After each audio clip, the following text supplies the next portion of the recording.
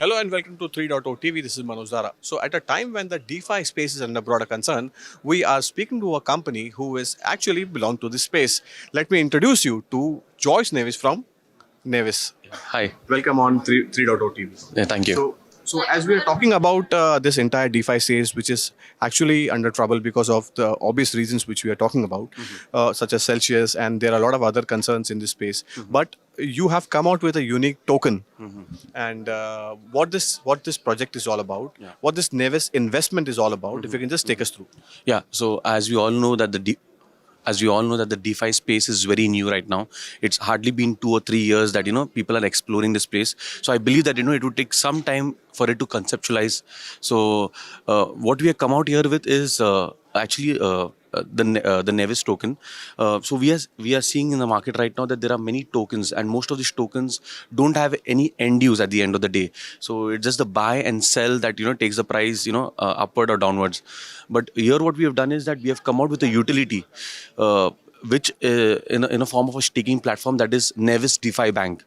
So we'll take questions on that, because what is happening in this entire space is that the instruments that are available in this space have not been available since the last, I'll say, 2000 years. Just because the DeFi space has been developed, these opportunities exist. So since we are talking about this DeFi space, and we will leave aside the broader stress. So what this project means to you, because you have mentioned about Pancake Swap, as you are listed on Pancake Swap. Yeah. What So, if you can just take so Pancake Swap is one of the leading decentralized exchanges in the world. So for instance, like we have centralized exchanges wherein the protocol that we are actually working on requires it to be on a decentralized exchange. So right now we are one of the leading decentralized exchanges in the world. So you have also mentioned about tokenomics, wherein you say that buy fees is 10% is equal to 5% reward plus Nevis Bank treasury. Yes, If we yes. can just simplify this process for our viewers. So this is where we are unique actually. So what happens over here is that on the volume that is traded on the decentralized exchange, there are certain fees applied on the volume, which is actually going towards 5% goes towards all the holders of the existing holders of the coin, and 5% goes towards the Nevis treasury, which is actually the revolutionary staking platform that we have created. Fantastic. As you mentioned about a problem solving as well, which Nevis has come out with a revolutionary staking concept Yes. of Nevis Bank. What this staking concept is all about, Yes. and if you can just take us through what this Nevis Bank is, since you're talking about tokens and this, what is the correlation between them? Right, right. So what we see with most of the tokens is that there's no end use. So what I mean by end use is that like there's no reason to buy or sell the token.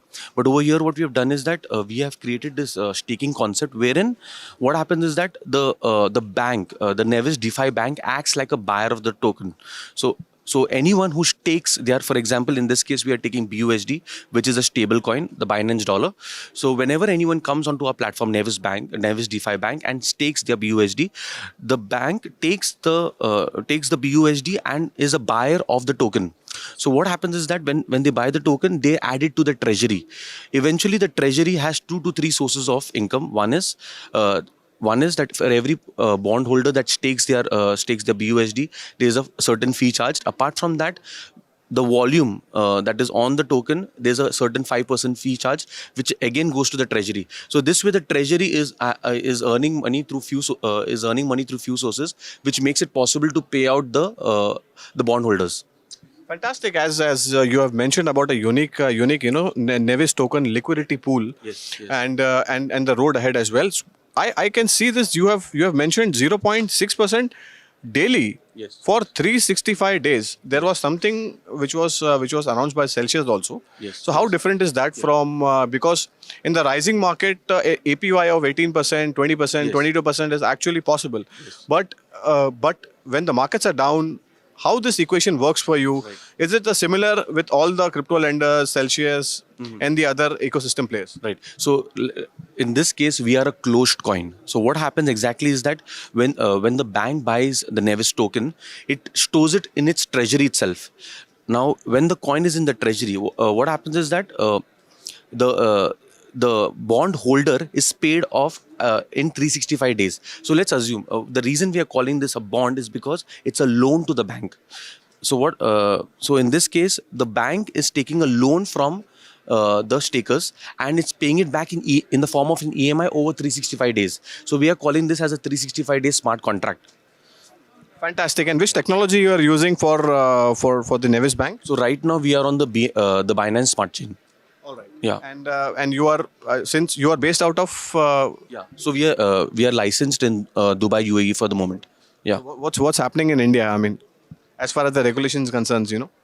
So what we understand is that because this space is so new that everyone around this space are trying to understand on how to actually regulate it. So I believe that over time everything we believe that this has happened with every possible financial space where when there was something new introduced, it took some time to regulate it, but once everything is in place, the structure will eventually grow.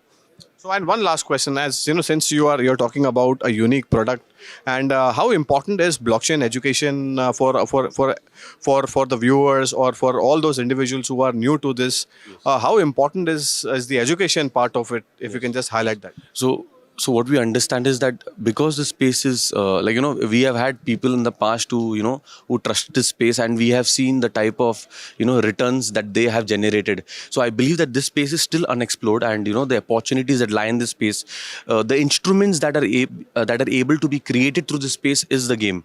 So I believe that the more people are exposed to it, the more people have knowledge on this space, it would make it possible to create instruments that will actually be the future. Fantastic. Since we are talking about your project and the road ahead, can you just take us through your, what kind of investments you have raised? How many investors do you have on board, or what's the roadmap? So right now we are bootstrapped. So the thing is that this entire setup has been, the investors are from within the spaces, within the company itself. Yeah.